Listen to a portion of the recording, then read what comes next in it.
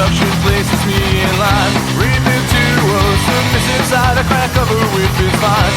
Latex rubber and light eyes, cat o' nine tails that breaks me down. Her discipline is so profound, stop the cuts, keep me around. Tied up or tied down, as long as I am bound. Just as long as I am bound.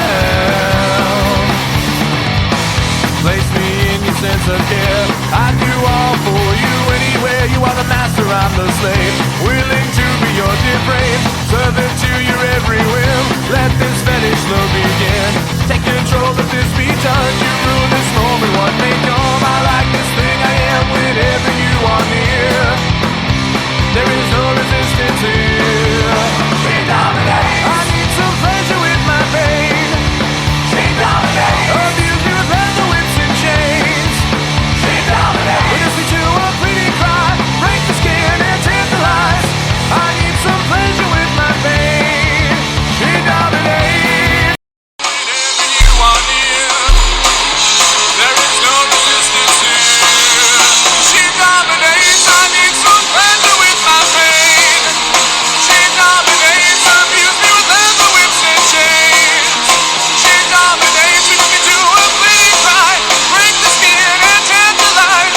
I need some pleasure with my pain. She dominates. You're listening to the Whip Appeal Show, hosted by MistressCandy69 from the BDSM Alive Radio Network.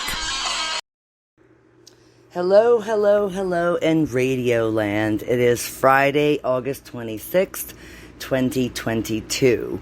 And Mistress must apologize for not doing a show last week. It turns out, you guys and girls are going to love this story. Mistress is free as a bird. Her and her partner are no longer together after 8 long years. And I have to say, in the beginning, it was a really good relationship. And then something happened throughout the years. And, you know, with any type of relationship, whether it's BDSM or S&M or even a vanilla relationship, when you're with somebody for that long, a lot of stuff happens. And, you know, if you listen to the last show that I put out, or the last 2 shows that I put out a couple of weeks ago, it discusses narcissism in relationships. And what I mean by a narcissist, and for people out there listening who have dealt with narcissism, they can understand where I'm coming from. And the really fucked up part of this whole show is that this submissive claimed to be submissive to women, but then being with this submissive for a very long time, finding out that this submissive is only submissive to guys because they have dicks between their legs. Like, he'd rather bow down and beg for a cock from a dude than rather bow down to me and beg me to fuck him with a strap on. So, you know, when you kind of, you know, it's funny, I meet all these people this past week after I had moved out of the terrible house, as one would say it, the torture chamber.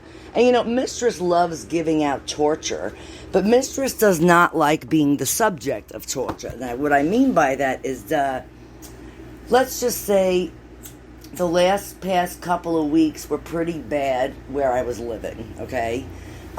It was to the point where it was getting physical, if you catch my drift, and not in a good way. So Mistress decided to get all the help she could from her friends and family, and I packed all my shit, got my shit into storage in June, and basically decided to leave last Friday, which was August 19th. That's why I did not do a show last weekend, because Mistress was in the process of moving. So it's kind of an interesting story. Mistress comes back out to where she used to live, and I'm not going to say, it's still in Long Island, it's in Nassau County, just not in Suffolk, right? So I have this apartment all set up, and literally I'm on my way to go meet the woman for the apartment, and she fucking calls me and tells me this terrible news that she was not interested in renting the apartment because apparently, she gave me some bullshit story that her family was coming and she decided that she wasn't renting. Well, first of all, when I explained to this woman that I was leaving a very terrible situation and that I was taking my life belongings and the rest of my stuff was in storage, that, once I left, I couldn't go back. So I explained this to this dumbass like 5 fucking times, right? So basically, anybody out there who's looking to rent an apartment, be very careful, because a lot of people are discriminatory cocksuckers. And I'm not saying that to be mean. Like, how dare this fucking woman do that to me? So for a hot minute, Mistress Candy was homeless, okay? And I still am to some degree, and I'll get into that story in a few minutes. So basically, I leave a terrible situation, starting a new life, and the fucking bitch that I'm going to be renting the apartment from decides to tell me that she can't rent it for whatever. And thank God I didn't give her a fucking security deposit. I had arranged it with her where I would give her all the money up front in cash. And she was, who the hell wouldn't be happy about that, right? So anyway, I have this submissive named Erica, who actually I've known for quite a long time. It was a friend of a friend. And, I needed help. Mistress doesn't drive. So Mistress needed a slave that was going to be an actual slave. Someone who was really submissive, who would say nothing if I asked him to do anything. And it's kind of interesting. Not that I'm going from sub to sub, but as a mistress, I'm allowed to have whatever the fuck I want. No fucking anybody is going to tell me what I can and can't fucking do with my life, okay? So I'm glad that chapter of my life is over, because now I have this brand new submissive who is very submissive. I could be, in town and need a ride somewhere. I call this submissive while he's at work, and he leaves his job to come pick up Mistress, no matter what the fuck he is doing, okay? So with that being said, this submissive, I spoke to him probably 2 weeks ago on the telephone, and I told him my situation, and I said, listen, I need you to get me out of here, okay? You need to pick me up, I gave him the address, and I said, you need to come pick me up, and you need to get me out of this terrible situation. So he goes, yes, Mistress, I will be there before 9 o'clock. This was last Friday. So last Friday, she shows up at my house, or my old house, and, Cupcake is kind of standing there, screaming at me, cursing at me, just being a total fucking asshole, if you ask me, okay? And honestly, for a 53-year-old man, he is extremely immature. And I'm not saying this to be an asshole. It is the God's honest truth. So let me back up a minute here. For those of you who are just tuning into the show, this show is called the Whip Appeal Show. It is hosted by the BDSM Alive Radio Network, which I own. And I have other dames on the network also for fetish kinky shows. And we all like to talk about life experiences because, believe it or not, in the BDSM world and the vanilla world, we are still people. So these types of things happen to everybody, not just me. And it's kind of interesting. It makes for very interesting stuff because I've lived this. So here I am, a famous mistress of 32 years, shacks up with this fucking cross-dresser who I thought was the love of my life, and he turned out to be the most benevolent, violent abuser I have ever fucking met in my life. And let me tell you, I was married before this submissive, and I thought my fucking husband was bad. The last submissive was absolutely fucking terrible.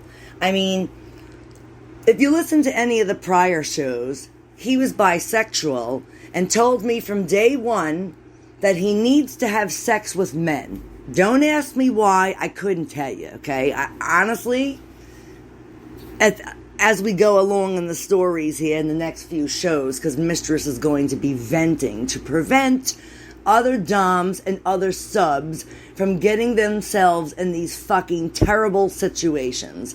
These things can be preventable if you just listen and look for the red flags, okay? And if there's tons of red flags, and over the period of the next few years, the red flags become red fucking blankets, then you know it's time to fucking leave, okay? So, an interesting part of what the recent chain of events was, okay? Besides the irretrievable breakdown of Cupcake cheating on Mistress every fucking chance he got. I mean, when you kind of have a feeling that your submissive and your boyfriend is like doing things behind your back, and you kind of go snooping, you know, because you kind of sense it. So this time last year, Cupcake met on a few fellas on Tinder, and Mistress has a beautiful hefty duty fucking blackmail folder on Cupcake. Anybody who wants to see why we broke up, why we split up, I have fucking proof of everything, despite of what he fucking tells people, okay? I have police reports, I have pictures and videos, I have videos and pictures and screenshots and printed out paperwork of every single one of his fucking text message affairs behind my back for the past fucking 8 years, okay? I also have other things that I'm not going to mention on the air just because of other reasons, but if he listens to the show, he damn well knows what the fuck I'm talking about, okay?